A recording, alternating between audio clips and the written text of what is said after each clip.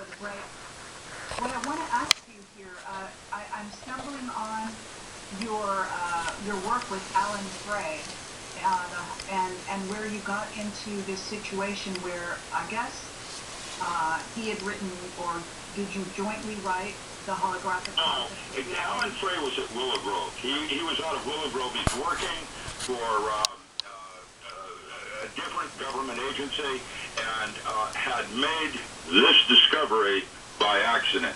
It then went across Dr. Carl Schleicher's desk, and Schleicher sent it to me for comment. That's when we suggested, oh, this would be perfect for mind control.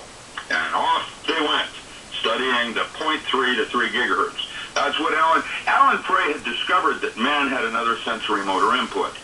Basically, what the microwave band did, and I'm writing about that right now, that what it did was that it caused the temporal lobes to heat up slightly and become more compact, and they began to ring. Once they began to ring, you could take the microwave bandwidth and heterodyne voices onto it, and people could actually hear those voices in their head, just like Son of Sam or something of that nature. Right. And the problem was, many people do not have what we call inner plane experiences of consciousness, and so they have no idea whether a voice that's inside their head is coming from them or from something outside themselves.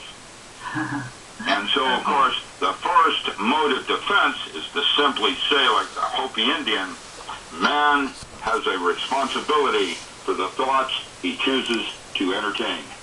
In other words, whether that thought came from you or that thought came from somewhere else, why are you choosing to hold it in your mind's eye? Absolutely. Well, okay. Here it is. Now, Read it in the week. That's the fleet. And so you started training SEALs and special forces with these concepts so that they could use their belief systems as a tool rather than a driver. If you were a staunch Christian and two aliens walked in the door, the big question is, would you be able to see them? And now, with all of that said, belief systems are important to all of us, and, assumed truths. They're arbitrary, it turns out, and most people don't even know where they came from. They just assume they're correct. Jesus said it, I believe it, and that's that. But, with that said, I have a pair of bell-bottom pants I'm never going to fit in again.